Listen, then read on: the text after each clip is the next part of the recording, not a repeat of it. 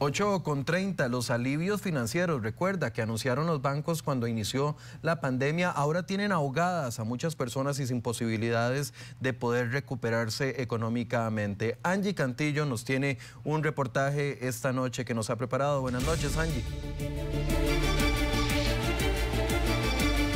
Buenas noches, Michael, a usted y a los amigos televidentes. Así como usted lo mencionaba, en lugar de ser un alivio, se ha convertido en toda una pesadilla que incluso tiene a algunos deudores al punto de perder hasta sus hogares. Vamos a ver los detalles en la siguiente nota. Los alivios financieros otorgados por entidades bancarias durante la pandemia terminaron convirtiéndose en un dolor de cabeza. Un crédito por una hipoteca de mi casa de habitación. Ya llevaba 5 años pagando, pero con lo del COVID nos quedamos sin trabajo y nos hicieron un préstamo por esos 4 meses para no pagar la mensualidad, sino que lo hicieron como préstamo. Y lo agregaron luego los meses siguientes a la cuota normal que teníamos.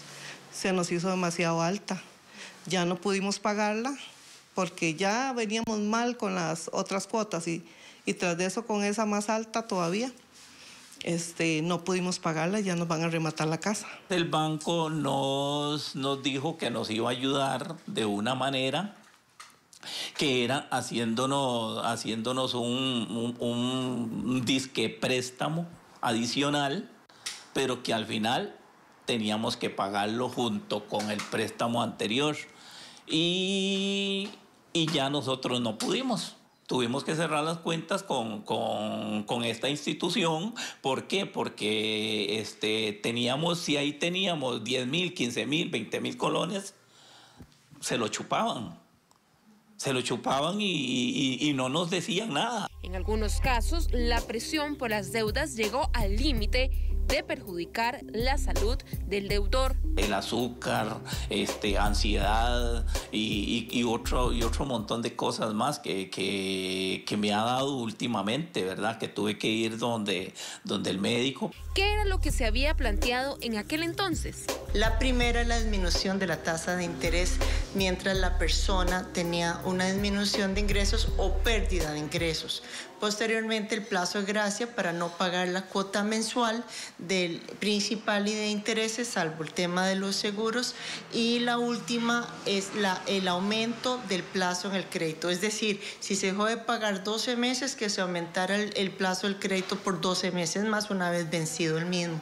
¿Qué fue lo que realmente se aplicó? Lo que se les dio fue la posibilidad de no pago de cuotas mensuales, que no amortizaran el principal y no pagaran los intereses.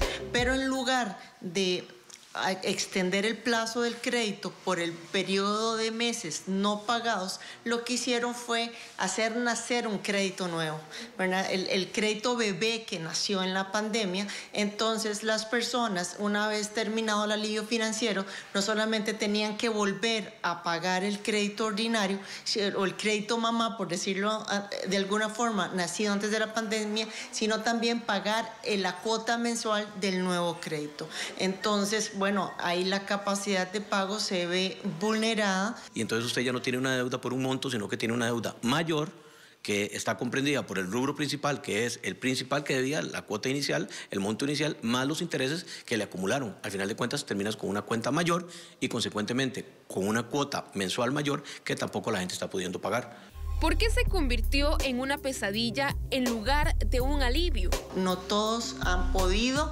reinstalarse, o si lograron obtener un trabajo, no con las mismas, con los mismos ingresos o la misma capacidad de pago antes de la pandemia. Entonces, reciben trabajos con remuneraciones mucho más bajas por un tema de subsistencia prácticamente alimentaria, pero no les da oportunidad de pagar el crédito. Probablemente hubo buenas intenciones y quisieron hacer algo en beneficio de los deudores, pero no se pudo considerar que la pandemia fuese a durar tanto tiempo. ¿Qué puedo hacer si estoy en esta situación financiera? Buscar acercamientos con el acreedor.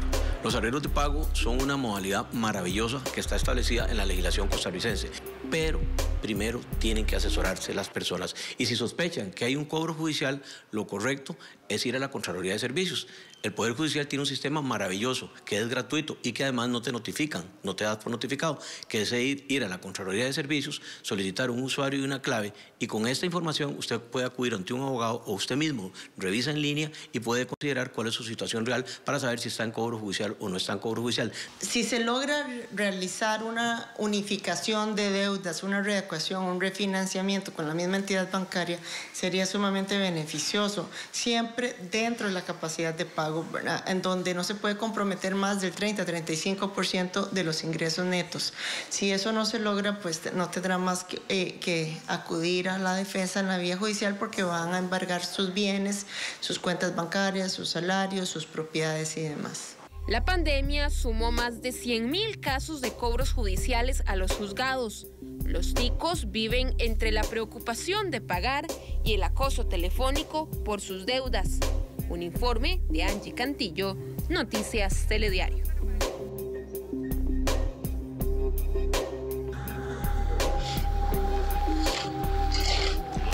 Desesperación, frustración es lo que embarga a muchos de los deudores que vieron en estas soluciones un alivio a sus billeteras y que terminaron peor que incluso que como estaban antes de la pandemia, Michael. Angie, tal vez vale la pena recordarle a la gente qué se puede hacer en estas circunstancias, porque ya ahora tienen, como dice doña Adriana, el crédito madre y el crédito bebé.